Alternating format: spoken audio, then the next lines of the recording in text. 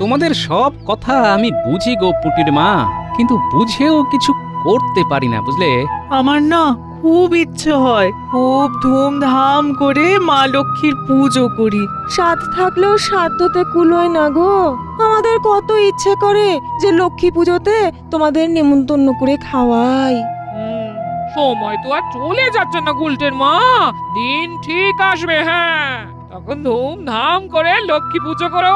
হ্যাঁ, তুমি ঠিক বলেছো গিন্নি, একদিন ঠিক তোমাদের সময় আসবে। আর আসবে আমাদের, এভাবেই চলবে। গোপাল দাদু, কিছু একটা ব্যবস্থা করো না, যাতে করে আমরাও বেশ ধুমধাম করে পুজো করতে পারি। হ্যাঁ, গোপাল দাদু ইচ্ছে করলেই পারবে। মহারাজ গোপাল দাদুকে খুব ভালোবাসে। দেখছি, রানীমাকে গিয়ে বলবো। রানীমা কখনো আমাকে ফেরাননি, বুঝলি? মহারাজের ঘরে তো লক্ষ্মী স্বয়ং উপস্থিত, রানীমাই তো জীবন্ত লক্ষ্মী। তোমরা ঘরে বসো, আমি যাই স্নান করে আসি, রাজসভায় যেতে হবে।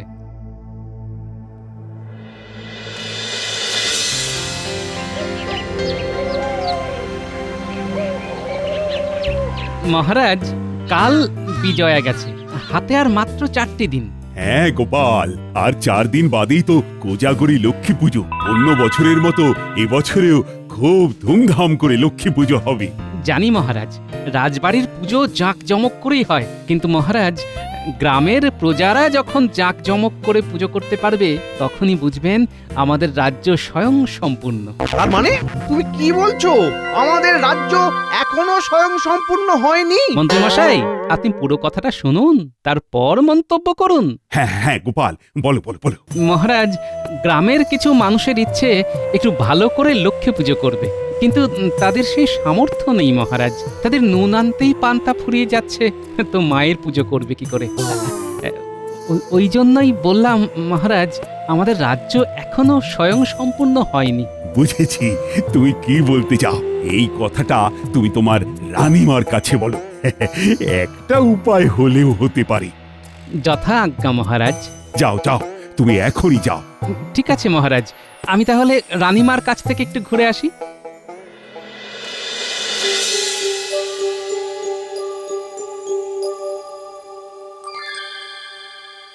রানীমার জয় হোক। গোপাল দাদা আপনার সাথে দেখা করতে এসেছেন। পাঠিয়ে দাও। এখন গোপাল আসছে কেন? আসতে পারি রানীমা? এসো গোপাল, এসো। প্রণাম রানীমা। বলো, কি প্রয়োজন? মহারাজ আপনার কাছে আমাকে পাঠালেন, বললেন রানীমা ছাড়া এই সমস্যার কেউ সমাধান করতে পারবে না। তার মানে মহারাজ হার মেনেছেন, তাই তো? না রানীমা, মহারাজ হার মানেননি। উনি জানেন এই কাজটা আপনার দ্বারাই সম্ভব। বেশ, বলো শুনি। রানীমা, আজ আমার বাড়ি পুটির মা, গুলটের মা এরা এসেছিল। তাদের মনে খুব দুঃখ রানীমা, তাদের সেই সামর্থ্য নেই মহারাজ একটু ভালো করে লক্ষ্মী পুজো করবে। বুঝেছি গোপাল, ঠিক আছে, আমি আমার তহবিল থেকে কিছু অর্থ ওদের জন্য প্রথা মেনে পুজোর জন্য দেব। ওদের চিন্তা করতে বারণ করো। আমি জানতাম রানীমা, আপনার কাছ থেকে খালি হাতে ফিরবো না। জয় রানীমার জয়, জয় মহারাজের জয়। মহারাজ, রানীমা তার লক্ষ্মীর ঝাঁপি থেকে সকল প্রজার ঘরে ঘরে লক্ষ্মী পুজো করবার জন্য অর্থ দেবেন। ওফ, কি যে আনন্দ হচ্ছে মহারাজ, ভাষায় প্রকাশ করতে পারছি না। গোপালের কি ভাগ্য! এইরকম ভাগ্য আমাদের হয় না। এভাবে একা গোপালের হাতে অর্থ ছেড়ে দেওয়াটা একেবারে কাজের কথা নয়। মহারাজ, আমার একটা কথা আছে। সেরেছে, আবার কিছু একটা খোঁজ খুঁজে বার করবেন নাকি? বলো বলো। এই বিরাট কর্ম কি একা গোপাল সামলাতে পারবে? গোপাল বরং গ্রামবাসীদের নাম ঠিকানা লিখে দিক আমাকে, আমি তাদেরকে পুজোর খরচ দিয়ে দেব। না মন্ত্রী মশাই, এই কাজটি যার মাথা থেকে বেরিয়েছে সেই এই কাজটা সম্পূর্ণ নিজ দায়িত্বে করবে। ভালো কাজ হলে পুরস্কার পাবে, খারাপ কাজ হলে তিরস্কার পাবে। যথা আজ্ঞা রানীমা। তাহলে গোপাল, তুমি তোমার কাজ শুরু করে দাও। যথা আজ্ঞা মহারাজ, আপনার হুকুম শিরোধার্য রানীমা। আমি আজ থেকেই কাজ শুরু করে দেব। শুরু তুমি করো, এই গল্পের শেষ করব আমি।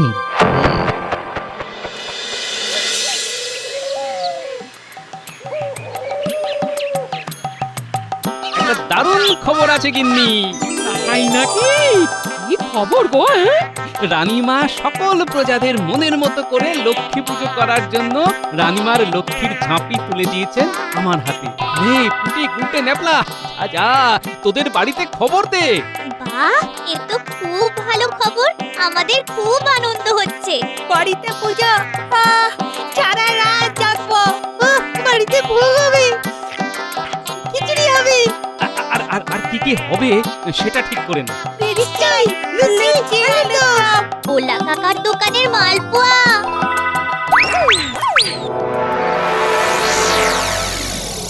এইভাবে তো আর পাচ্ছি না।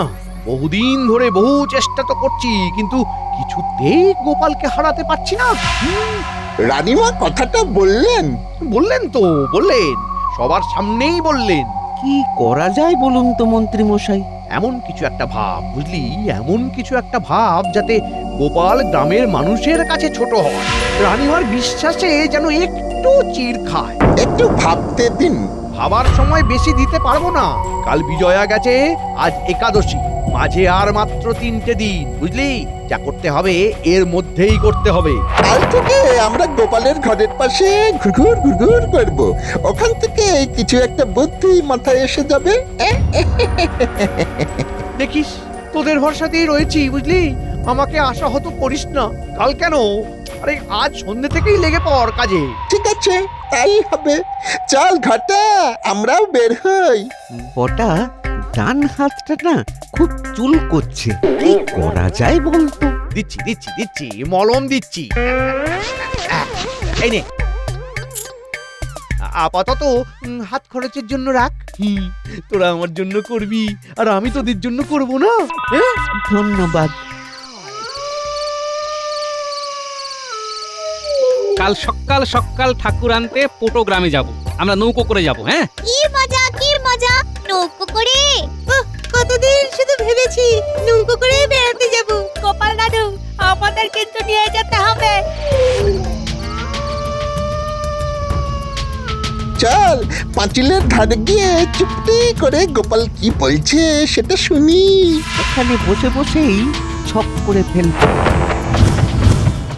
কি মজা, কি মজা, কি মজা, কি মজা, কি মজা, কি মজা, কি মজা। নৌকা কখন ছাড়বে?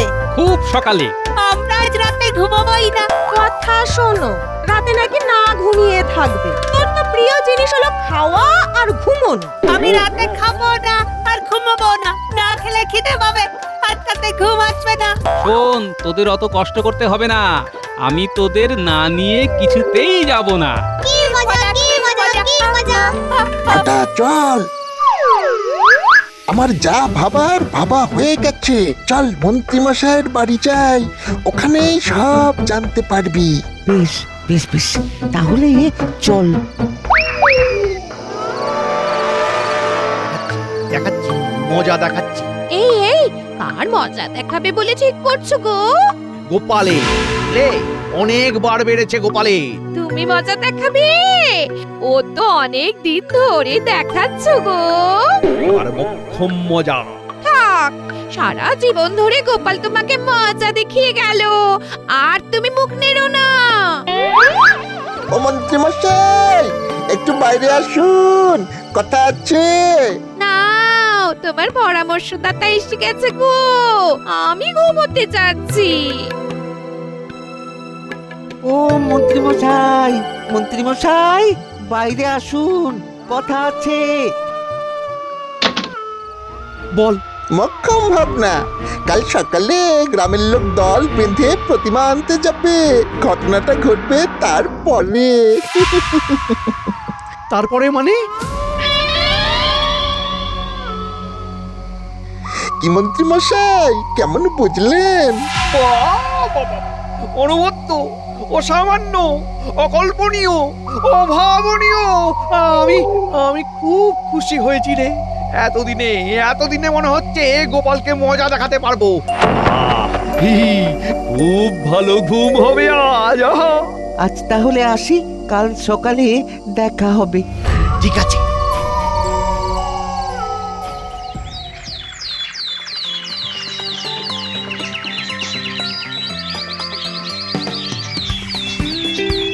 হ্যাঁ, আমরাও এসে গেলাম।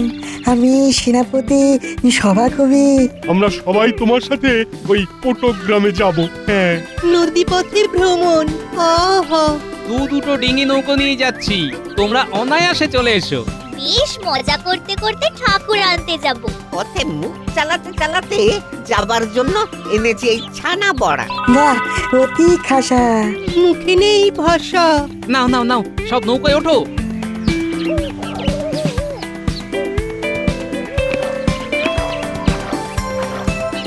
মাঝি, নৌকো ছাড়ো। আজ দ্বাদশী, আর দুদিন বাদেই এই মাটির প্রতিমাতে প্রাণ প্রতিষ্ঠা হবে। আচ্ছা, আজ গোপাল প্রতিমা আনতে পটুগ্রামে গেছে? হ্যাঁ গো রানী, সাথে সাথে বিজ্ঞানী, সভাকবি আর সেনাপতি গেছে।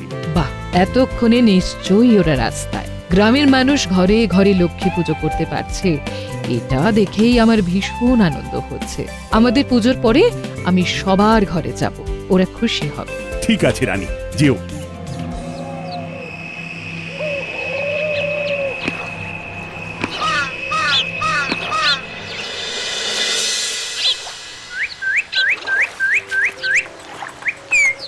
কিরে গুলটে, তোর খিদে পাচ্ছে না তো? না না, এই তো ভোলা কাকা আমাদের ছানা বড়া দিল। এই ভোলা, এই গুলটেকে তুমি আবার ঘন্টা খানেক পরে ছানা বড়া দিও, কারণ এর ঘন্টায় ঘন্টায় খিদে পায়, বুঝলে?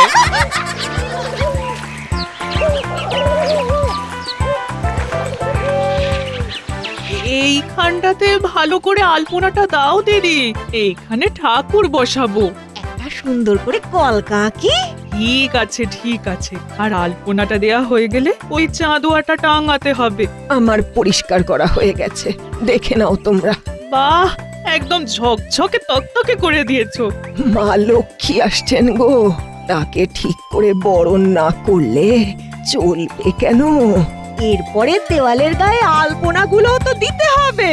বলো বলো আমার লক্ষ্মী মায়ের জয়।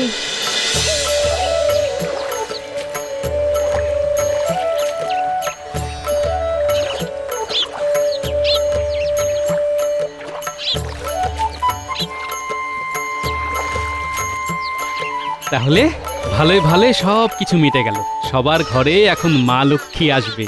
এ সবই তোমার জন্য হলো গোপাল দাদা। না না, সবই মায়ের ইচ্ছে, আমার ইচ্ছেতে কিচ্ছু হয়নি। গোপাল দাদু, উল্টে কোথায়? উল্টেকে তো দেখছি না। সে কি রে, গুলটে তোদের সঙ্গে আসেনি? ও তো তোদের সাথেই ছিল। ও একটা কুলপি কিনলো, তারপর খেতে খেতে আসছিল। তারপর তারপর তো আর জানি না। সে কি রে, ও কি ওখানে পড়ে আছে? চলো একবার ডিঙি ঘোরাও। হ্যাঁ হ্যাঁ, ঘোরাও ঘোরাও।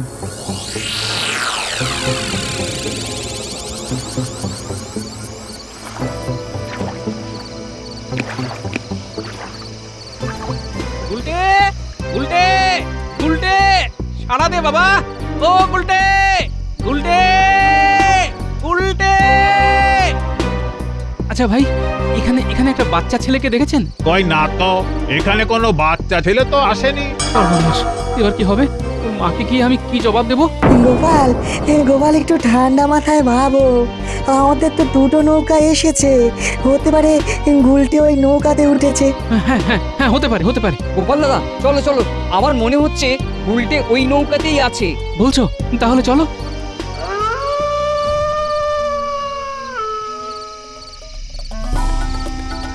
ও গোপাল দাদা, গুলটে কোথায় গেল গো? গুলটে তো আসেনি। কি বলছো গুলটে মা? গুলটে আসেনি? তাহলে গুলটে গেল কোথায়? সে আমি কি করে বলবো বলো তো? তোমার দায়িত্বে আমি আমার ছেলেকে ছেড়েছি, তুমি আমার ছেলেকে এনে দাও ব্যাস। ও মা গো, কি পরীক্ষায় ফেললে মা? আমার গুলটেকে ফিরিয়ে দাও মা। চলো গোপাল দাদা, চারপাশটা খুঁজে দেখি। আমার দায়িত্ব ছিল সবাইকে ঠিক মতো পৌঁছানোর, আমার দায়িত্ব আমি ঠিক মতো পালন করতে পারিনি। আমি খুঁজে বার করব। এই আমি চললাম, তোমরা মা লক্ষ্মীর আরাধনা চালিয়ে যাও। কেঁদো না গো গুলটের মা। গোপাল দাদা আমাদের গুলটেকে ঠিক নিয়ে আসবে, দেখো ঠিক নিয়ে আসবে। ওরে গুলটে রে, কোথায় গেলি বাবা? মা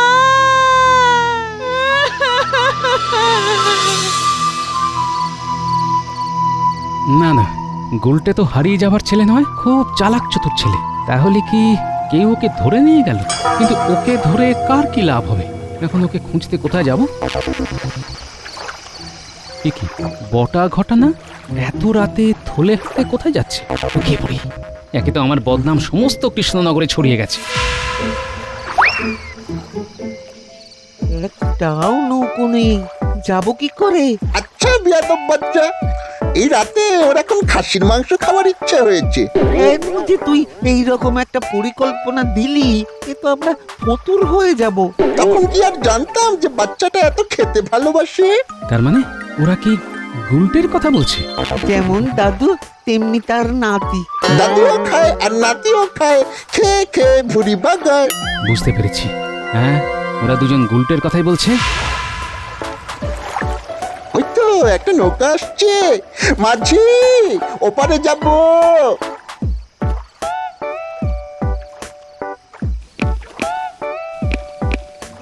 যাক, মা লক্ষ্মী আমার কথা শুনেছেন। আমাকে একবার বটা ঘটার বাড়িতে গিয়ে দেখতে হবে। মাঝি ভাই ওপারে গিয়ে একটু দাঁড়াবে, আমরা মাংস নিয়ে আসবো, কেমন? ঠিক আছে বটা দাদা। এবার আমার গন্তব্য বটা ঘটার বাড়ি।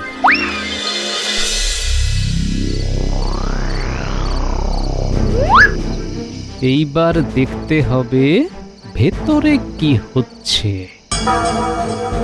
আমার আমার খুব খিদে পেয়েছে। এই সময় আমি খাসির মাংস খাই। ওরে ওরে একটু থাম, ওরা মাংস আনতে গেছে। তাহলে আমি এখন কি খাবো? কি খাবি বল? হ্যাঁ, ডাবের জল খাবো। শোন শোন শোন, রাতের বেলা ডাবের জল খায় না। আমি এক কাজ করছি, হ্যাঁ, তোকে চিনির জল করে দিই। হ্যাঁ, চিনির জল কি ডাবের জলের মতো? আমি চিনির জল খাবো না, আমি ডাবের জলই খাবো। ওরে ও কি ঝক মারিতে পড়লাম, এখন কাকে ডাব আনতে পাঠাই? ডাব যদি না আনতে পারেন তবে এক গামলা মুড়ি আর নারকল দিন। আমি দেখেছি রান্নাঘরে কটা নারকল আছে। দিচ্ছি, একটু থামো। বাহ, গুলটে তো বেশ জমিয়ে দিয়েছে। মন্ত্রী বেরোলেই গুলটাকে নিয়ে চলে যাব। এই নে গুলটে, এই নে জামবাটিটা ধর। হ্যাঁ, আমি বাইরে থেকে শিকল দিয়ে তোর জন্য তালের রস নিয়ে আসছি, কেমন?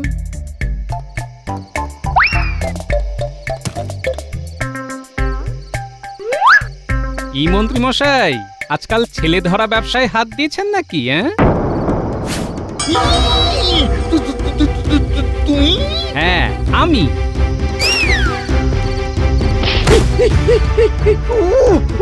ওরে বাবা রে, ওরে বাবা রে। চলুন এবার আপনার বিচার হবে।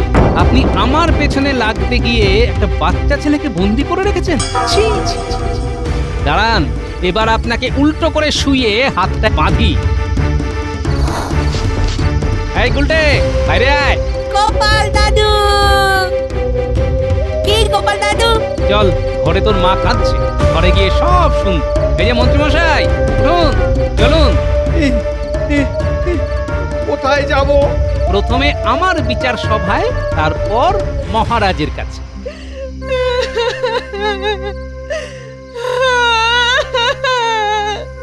আমার ছেলেটা কোথায় গেল? গোপাল দাদাকে দায়িত্ব দিলাম, গোপাল দাদা আমার গুলটাকে রেখে চলে এলো। আমার গুলটাকে আমি আর ফিরে পাবো না।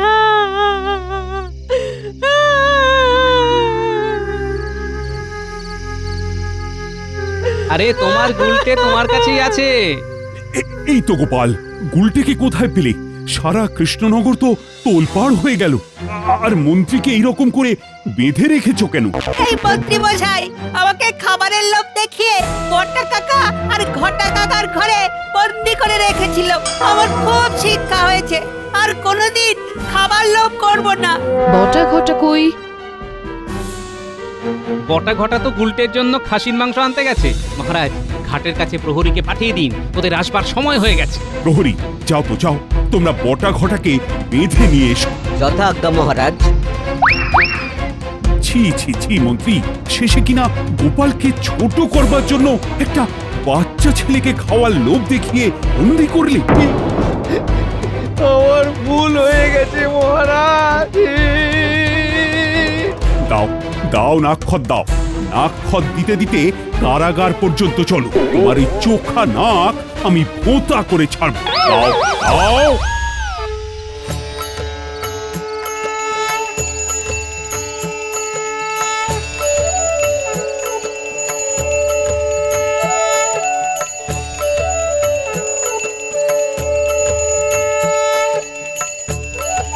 আহ, চারিদিক কিরকম শাঁখের আওয়াজে গম গম করছে।